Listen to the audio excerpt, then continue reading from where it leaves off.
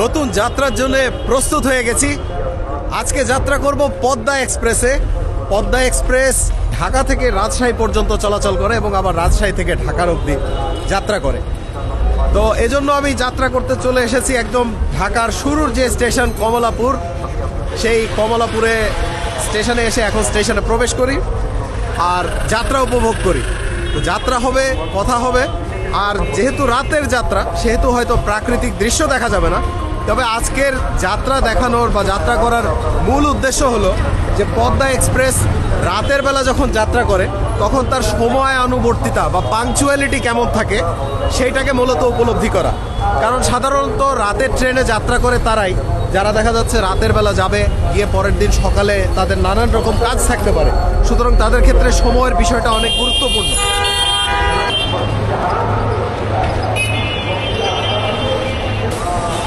এখানে ডিসপ্লে বোর্ডে দেখা যাচ্ছে যে পদ্মা এক্সপ্রেস ৬ নম্বর প্ল্যাটফর্মে দাঁড়ানো আছে এবং সঠিক সময় ছেড়ে যাবে এই কথাই এখানে লেখা আছে। মানে ট্রেনের যে সময়সূচি সেটি দেয়া আছে। কারণ ট্রেনে বিলম্ব যদি থাকতো, বিলম্ব থাকলে সেখানে একটি সম্ভাব্য সময় দিয়ে দেওয়া হতো। আমি যতটা আশা পেয়েছিলাম আসলে পুরো আশায় গুড়ে বালি। এখন বাজে 10:40, 10:45-এ পদ্মা এক্সপ্রেসে ছেড়ে যাবার কথা। ৬ নম্বর প্ল্যাটফর্ম লেখা দেখলাম এবং কোনো সম্ভাব্য সময়ের জায়গায় কিছু লেখা ছিল না, মানে ট্রেন ছাড়বে। তো এসে দেখি ট্রেন আসেই নাই, ছাড়া তো দূরের কথা, এখনও ট্রেন এসেই পৌঁছায়নি। তো দেখা যাক কি হয়, কখন আসে আর কখন যায়। এই পাশে দাঁড়িয়ে আছে কক্সবাজার এক্সপ্রেস। কক্সবাজার এক্সপ্রেস হয়তো কিছুক্ষণের মধ্যেই ছেড়ে যাবে, কারণ এখন 10:30 বেজে পার হয়ে গেছে। সুতরাং কক্সবাজার এক্সপ্রেসেরও ছেড়ে দেওয়ার সময় হয়ে গেছে। ছেড়ে যাওয়ার টাইম পার হয়ে যাওয়ার পরে পদ্মা এক্সপ্রেস চলে আসলো রাজশাহী থেকে।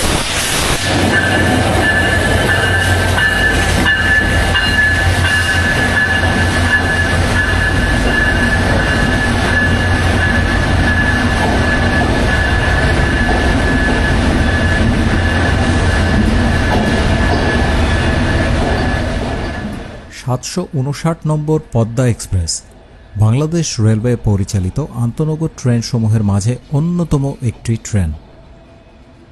ট্রেনটি বাংলাদেশের রাজধানী ঢাকা থেকে বাংলাদেশের অন্যতম মহানগরী রাজশাহীর মাঝে যাতায়াত করে। এসি চেয়ার কোচ এবং এসি কেবিন কোচ থাকায় এটি একটি বিলাসবহুল আন্তঃনগর ট্রেন। বর্তমানে পদ্মা এক্সপ্রেস চীন থেকে সদ্য আমদানিকৃত অত্যাধুনিক বিলাসবহুল সিআরআরসি এবং ইন্দোনেশিয়ান ইনকা কোচ মিলিয়ে চলাচল করে। একটা বিষয় ভালোই হলো, পুরো ট্রেনটা একবারে একদম আমি শুরুর দিকে চলে এসেছিলাম, এজন্য পুরো ট্রেনটা দেখা হয়ে গেল। একদম চকচকে এর হচ্ছে যেই কোচগুলো, সেই কোচগুলো একদম চকচকে ঝকঝকে আছে, কিন্তু ভিতরে কতটুকু কি পরিষ্কার সেটা ভিতরে ঢোকার পরে বুঝতে পারবো। এই হচ্ছে এসি বার্থ। এসি বার্থে এখানে কম্বল দেওয়া থাকে, আর এটা হচ্ছে ছোট বার্থ। এখানে 2 জন ঘুমাতে পারবেন, মানে বার্থে 2 জন যেতে পারবেন। আর দিনের বেলা যখন যাত্রা করা হয় তখন এখানে 4টি সিট থাকে। এই যে এখানে লেখা আছে সিটের নাম্বারগুলো, 4টি সিটের নাম্বার দেওয়া আছে। এখানে ফ্যান আছে, তারপর এখানে রিডিং লাইট আছে, চার্জিং পয়েন্ট আছে, তাছাড়াও বালিশ, কাঁথা বা কম্বল এগুলো দেওয়া থাকে। এই হচ্ছে শোভন চেয়ারের একটি কোচ। একদম প্রথম যে কোচটি সেটি হচ্ছে ক নাম্বার। এখানে আমি দেখিয়ে দিচ্ছি, এই সিটগুলো অনেকেই যাত্রা করতে চান মানে দল ভ্রমণের জন্য। 25, 26, 27, 30, 31, 32। আর ঠিক এই পাশে দুটো 4টা সিট আছে। এখানে আছে 33, 34, 28, 29। এটা হচ্ছে শুধুমাত্র ক নাম্বার কোচের জন্য, অন্য কোচের নাম্বার পরিবর্তন হতে পারে। আর চাইনিজ কোচের যে সিটগুলো যেমন হয় ঠিক তেমন এখানে এই যে গিয়ার থাকে, এই গিয়ারে টান দিলেই হচ্ছে সিট হেলিয়ে দেওয়া যায়। কক্সবাজার এক্সপ্রেস আজকে প্রায় রাত 11টার দিকে ছেড়ে গেল, মানে 11টা বাজতে আর 5 মিনিট মাত্র বাকি। কক্সবাজার এক্সপ্রেসের সব থেকে বড় মজা হলো এটাই যে এটা কক্সবাজার যায়, মানে বাংলাদেশের বলতে গেলে সব থেকে বেশি পর্যটক যেই জেলায় ভ্রমণ করে সেটা হচ্ছে কক্সবাজার। সেই কক্সবাজারে যেহেতু যায় এই জন্য এই ট্রেনে যাওয়ার মজাটা অন্যরকম। যারা অসুস্থ ব্যক্তি তাদের ওঠানোর জন্য এই জিনিসটা ব্যবহার করা হয়। এই পাশে দেখা যাচ্ছে বেনাপোল এক্সপ্রেস। বেনাপোল এক্সপ্রেস ছেড়ে যাওয়ার জন্য এখনো যথেষ্ট সময় আছে, 1 ঘন্টার মতো সময় বাকি আছে। বেনাপোল এক্সপ্রেসকে শান্টিং করে প্ল্যাটফর্মে নেওয়া হচ্ছে। বেনাপোল এক্সপ্রেসে যা দেখলাম পুরোটা যে চাইনিজ কোচ তা কিন্তু না, চাইনিজ এবং ইনকা এই দুটো মিলিয়ে সাজানো হয়েছে বেনাপোল এক্সপ্রেসকে। কারো না জানা থাকলে হয়তো মনে করতে পারেন যে পদ্মা এক্সপ্রেস হয়তো পদ্মা সেতু দিয়ে যায়, কিন্তু না, পদ্মা এক্সপ্রেস পদ্মা সেতু দিয়ে যায় না, যমুনা বা বঙ্গবন্ধু সেতু দিয়ে যায়। মূলত পদ্মা এক্সপ্রেস নামকরণ করা হয়েছে বাংলাদেশে পদ্মা নদী প্রবেশ করেছে রাজশাহী অঞ্চল দিয়ে, এবং যেহেতু এটা ঢাকা এবং রাজশাহীর সাথে যোগাযোগকারী ট্রেন, তাই এই ট্রেনের নাম রাখা হয়েছে পদ্মা এক্সপ্রেস। এই কোচটা কিন্তু চাইনিজ যে নতুন গাড়ি সেই কোচগুলো না, সুতরাং পদ্মা এক্সপ্রেসও আমি দেখছি ওই বেনাপোল এক্সপ্রেসের মতো অবস্থা। যেমন এই যে এটাও ইনকা, এবং সর্বশেষ যে গাড়ি সেই গাড়ির সাথেই গার্ড ব্রেক যুক্ত থাকে, যে গার্ড ব্রেকে গার্ড সাহেব থাকেন। গার্ড সাহেব মানে ট্রেনের যিনি পরিচালনা করেন। ট্রেনের পিছনে এই যে লাল বাতি থাকে, লাল বাতির অর্থ হচ্ছে LV বা লাস্ট ভেহিকল, বা অনেক সময় ক্রস চিহ্ন দেওয়া থাকে লাল কালারের। এর দ্বারা মাস্টার সাহেবরা বোঝে, মাস্টার সাহেব বলতে স্টেশন মাস্টার, বিভিন্ন স্টেশন যখন অতিক্রম করে ট্রেন, ওইটা যখন কোনো স্টেশন মাস্টার সাহেব দেখতে পায় তখন তিনি বোঝেন যে হ্যাঁ এরপরে আর কোনো গাড়ি নাই, মানে সর্বশেষ গাড়ি অতিক্রম করেছে। দুঃখের বিষয় হচ্ছে আমার যে কোচে সিট পড়েছে মানে নিও, এই কোচটিও হচ্ছে ইনকার কোচ। মানে চাইনিজ কোচে যাত্রা করব ভাবলাম, তবে চাইনিজ কোচে যাত্রা করা হলো না, কারণ আমার সিট পড়েছে নিও। আমি তো আর জানতাম না যে নিও কোচ হচ্ছে নন চাইনিজ বা ইনকা। যাই হোক, ইনকা আমার কাছে ভালোই লাগে। আর চাইনিজ কোচগুলো কেমন হয় বা চাইনিজ কোচের সিট কেমন হয় সেটা আমি আপনাদেরকে দেখিয়েছি। তাছাড়াও অন্যান্য আরও সিল্ক সিটি বা অন্যান্য আরও নতুন যে ট্রেনগুলো আছে সেগুলোর ভিডিও তো আপনারা দেখতে পারবেন, সেখানে বসেও যাত্রা করবেন। কোচের ভিতরে আয়না সমেত বেসিন আছে, সাবানও দেওয়া আছে, পানি আছে দেখলাম, কারণ পানি এখানে ভরা হলো কিছুক্ষণ আগে। এটা যদিও বায়ো টয়লেট, টয়লেটগুলো কিছুক্ষণ আগে পরিষ্কার করা হয়েছে, কিন্তু পরিষ্কার খুব ভালো একটা ভাবে পরিষ্কার করা হয়নি। এবং বাথরুম বা ওয়াশরুমের ভিতরে ঢোকার পরও এখানে ভিতরে আয়না সমেত বেসিন, টিস্যু পেপার রাখার জায়গা আছে, তবে টিস্যু পেপার রাখার জায়গায় কোনো টিস্যু পেপার নেই। এবং ওয়াশরুমটা হচ্ছে খুবই ছোট, মানে একটু স্বাস্থ্য ভালো এমন কোনো মানুষ যদি এই ওয়াশরুমে ঢোকে তার একটু মুভমেন্ট করতেই সমস্যা হবে। এগুলো হচ্ছে তাপানুকূল চেয়ার কার বা এসি চেয়ার কারের যে সিট, সেই সিটগুলো।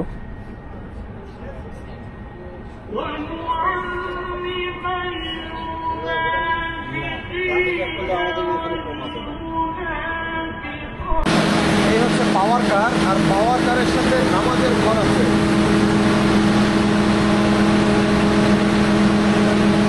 এখন রাত বাজে 11:30, মানে প্রায় 1 ঘন্টা হতে চলেছে পদ্মা এক্সপ্রেসে ছেড়ে যাওয়ার সময়, কিন্তু তারপরও এখনো ছাড়ার কোনো নামগন্ধ নাই।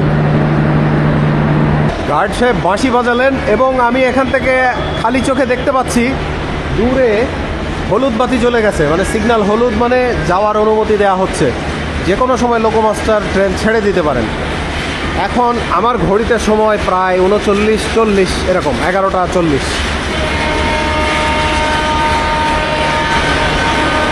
এবং কমলাপুর থেকে পদ্মা এক্সপ্রেস ছেড়ে যাচ্ছে রাজশাহীর উদ্দেশ্যে।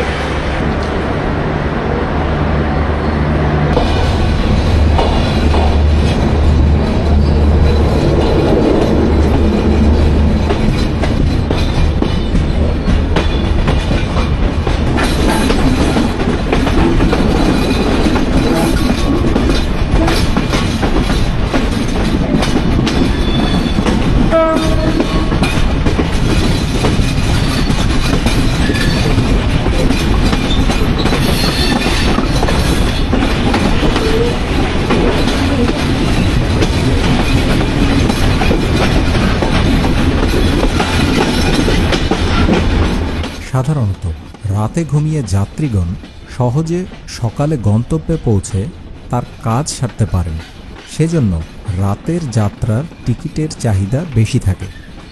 রাতের যাত্রায় সুবিধা হলো আরামে ঘুমিয়ে পরের পুরো দিনটিকে কাজে লাগানো যায়। সেক্ষেত্রে গরমকালে এসি কোচগুলো বেশি আরামদায়ক। এই হচ্ছে আমার সিটে এসে বসলাম। সিটে বসে ভালোই লাগছে, যদিও ইনকাতে আমি এর আগেও করেছি। ইনকার একটা সমস্যা হলো সিট হেলানো যায় অনেকখানি, কিন্তু মাথার পিছনে কোনো কুশন না থাকায় খুব একটা মানে মাথার যে আরামদায়ক ভাবটা, সেই আরামদায়ক ভাবটা নেই। পদ্মা এক্সপ্রেস ট্রেনের বিরতি স্টেশনগুলো জানিয়ে দিচ্ছি: ঢাকা বিমানবন্দর স্টেশন, জয়দেবপুর জাংশন, টাঙ্গাইল, বঙ্গবন্ধু সেতু পূর্ব junction, Shahid M Monsur Ali, Ullapara, Boral bridge, Chatmohar, Ishwardi bypass, Abdulpur junction, Sardah road এবং সর্বশেষ রাজশাহী স্টেশন। চলে আসলাম আমাদের প্রথম যাত্রা বিরতি স্টেশন ঢাকা বিমানবন্দর রেলওয়ে স্টেশনে। 1 নম্বর প্ল্যাটফর্মের 1 নম্বর লাইনে প্রবেশ করেছে যে সকল যাত্রী সাধারণ আন্তনগর পদ্মা এক্সপ্রেসের টিকিট সংগ্রহ করেছে। 12:07 বিমানবন্দর স্টেশন থেকে আমাদের পদ্মা এক্সপ্রেস ছেড়ে দিল।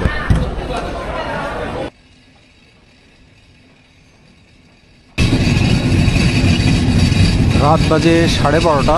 রাত 12:30টায় আমরা পৌঁছে গেলাম জয়দেবপুর জাংশন। পদ্মা এক্সপ্রেস ট্রেনের ভাড়া শোভন চেয়ার অর্থাৎ নন এসি শোভন চেয়ার শ্রেণীতে 405 টাকা, স্নিগ্ধা বা এসি চেয়ার শ্রেণীতে 771 টাকা এবং এসি বার্থ বা যেখানে এসি কেবিন বলা হয় সেই শ্রেণীতে ভাড়া 1386 টাকা। উল্লেখ্য যে অনলাইনে টিকিট করলে 20 টাকা অনলাইন চার্জ হিসেবে প্রতি টিকিটে প্রদান করতে হবে।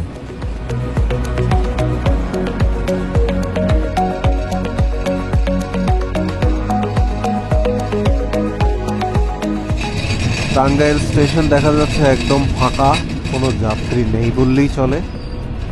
ছোট্ট করে 4-5 মিনিটের একটি বিরতি দিয়েই আমাদের ট্রেন ছেড়ে দিল। আমাদের এর পরবর্তী গন্তব্য হচ্ছে বঙ্গবন্ধু সেতু পূর্ব জাংশন।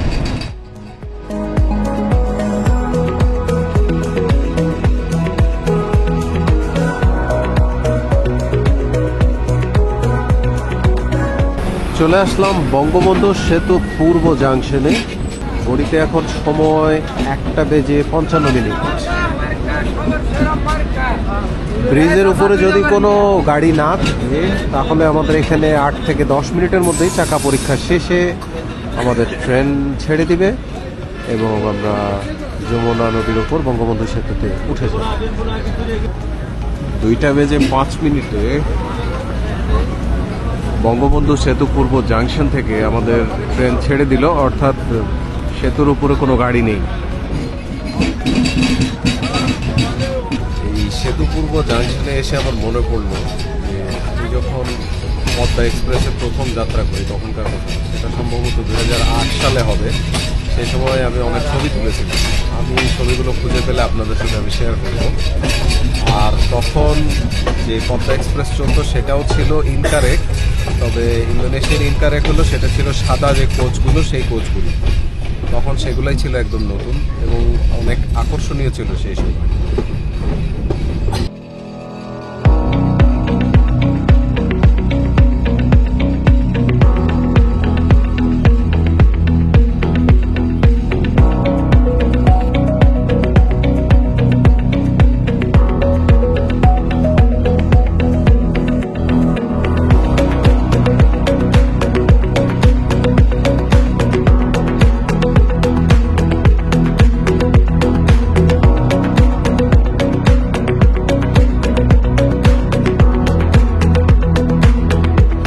সেতু পার হওয়ার পরে সেতু পশ্চিম স্টেশনে আমাদের ট্রেন থেমে গেল।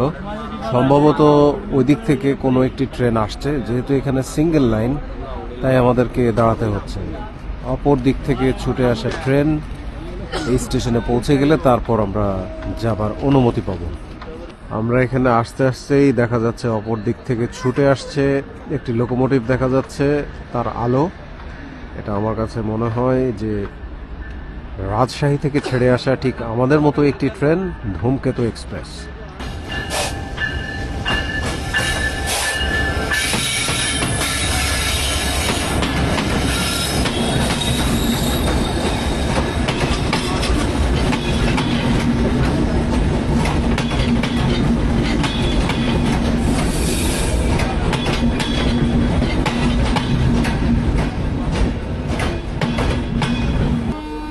এবার আমাদের গাড়ি ছেড়ে দিল বলতে বলতেই।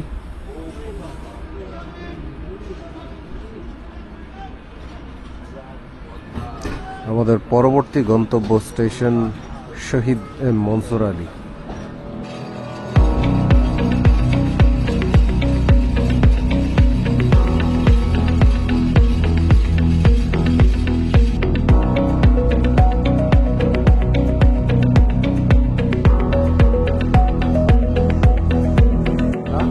মনে হচ্ছে 3-4টি প্রাণী আছে, মানে মানুষ আছে।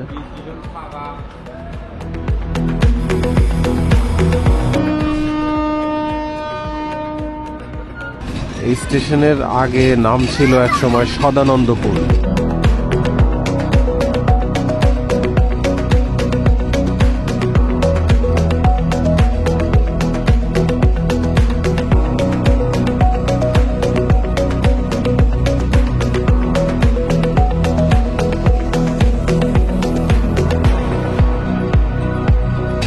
একজন মানুষ আছে, এরা মানুষই, এরা যাত্রী না।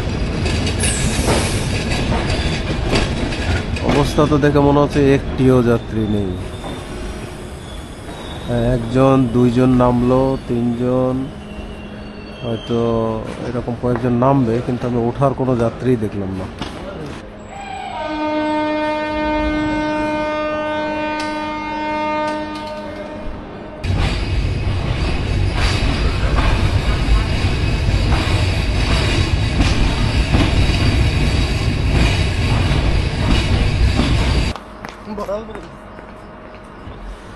এই হলো Boral bridge station. Boral bridge স্টেশনেও একই অবস্থা, অন্যান্য স্টেশনগুলোর মতো একদম শুনশান নীরবতা।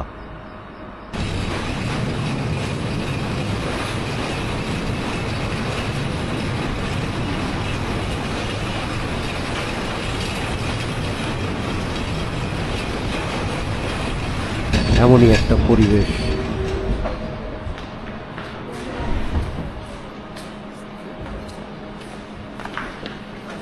চাটমোহর ছেড়ে গেলে আমাদের পরবর্তী গন্তব্য স্টেশন হবে ঈশ্বরদী বাইপাস।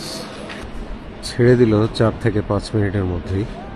আজকে আমাদের পদ্মা এক্সপ্রেসের লোকোমাস্টারের যে কি হলো, এক একটা স্টেশন থেকে যখন ছেড়ে যাচ্ছে তখন হুইসেলটাও মানে জোরে সরে দিচ্ছে না, কোনো রকম একটা হুইসেল বাজানোর মতো করে, মানে 1 সেকেন্ডের মতো একটা হুইসেল বাজিয়েই ট্রেন ছেড়ে দিচ্ছে। সাধারণত ট্রেন ছাড়ার আগে একটা লম্বা হুইসেল দেওয়া হয়, তবে তিনি আজকে কোনো লম্বা হুইসেলই দিচ্ছেন না।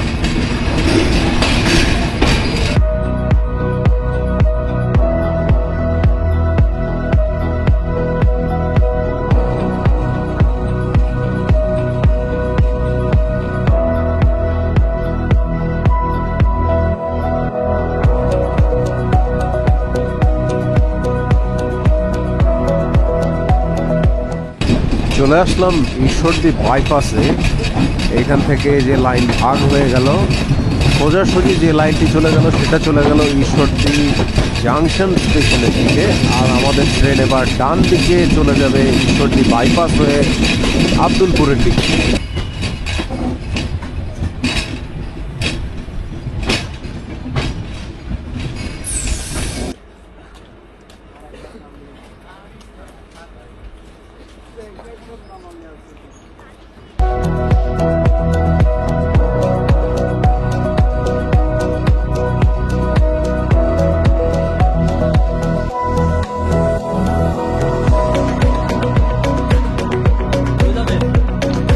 চলে আসলাম আব্দুলপুর জাংশনে।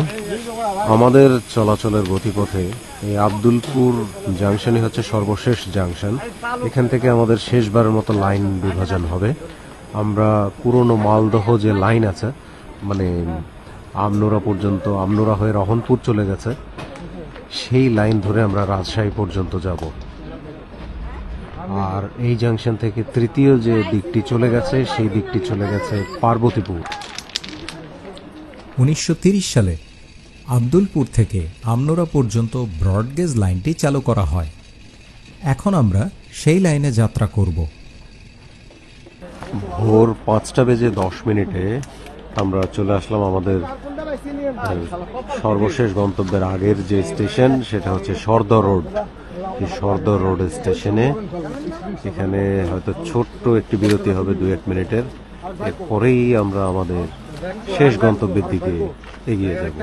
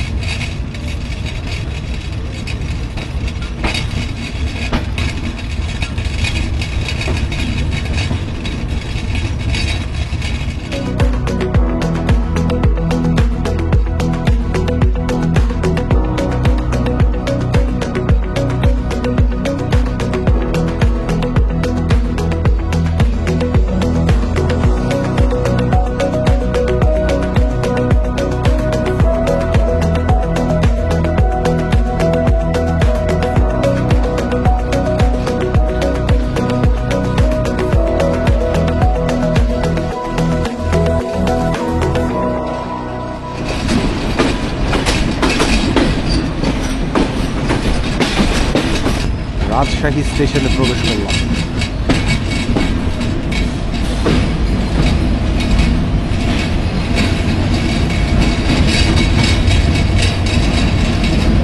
পরিশেষে আমার যাত্রা ফুরলো। আর সর্বোপরি আপনারা যাত্রা যতটুকু দেখেছেন আপনারা বুঝতে পেরেছেন। তাছাড়া আমি আপনাদেরকে বলছি, আজকের যাত্রার শুধুমাত্র যাত্রা শুরুর সময় যে ঘণ্টাখানেকের যে বিলম্ব ছিল, তাছাড়া আমি আর অন্য কোনো ব্যত্যয় দেখিনি। ট্রেনের গতি, বিভিন্ন বিরতি স্টেশনে যতটুকু সময় বিরতি দেয়া, ক্রসিংয়ের ঝামেলায় পড়া, কোনো প্রকারের কোনো ব্যত্যয় ছিল না। পরিষ্কার পরিচ্ছন্নতা মোটামুটিভাবে ছিল, একেবারে খারাপ না। কারণ ঢাকাতে যখন ট্রেনটি আসার পরে কিন্তু বেশ ভালোভাবে পরিষ্কার পরিচ্ছন্ন করা হয়েছিল এবং তারপরে সমস্ত যাত্রীদেরকে ওঠানো হয়। তো সেজন্য আমি আন্তরিকভাবে ধন্যবাদ দিচ্ছি পদ্মা এক্সপ্রেস এবং বাংলাদেশ রেলওয়েকে। দেখা হবে খুব শীঘ্রই পরবর্তীতে নতুন কোনো যাত্রায় চলে আসবো আপনাদেরই সাথে। সে পর্যন্ত আপনাদের সবার সুস্থতা কামনা করে আজকে এখানে বিদায় নিচ্ছি।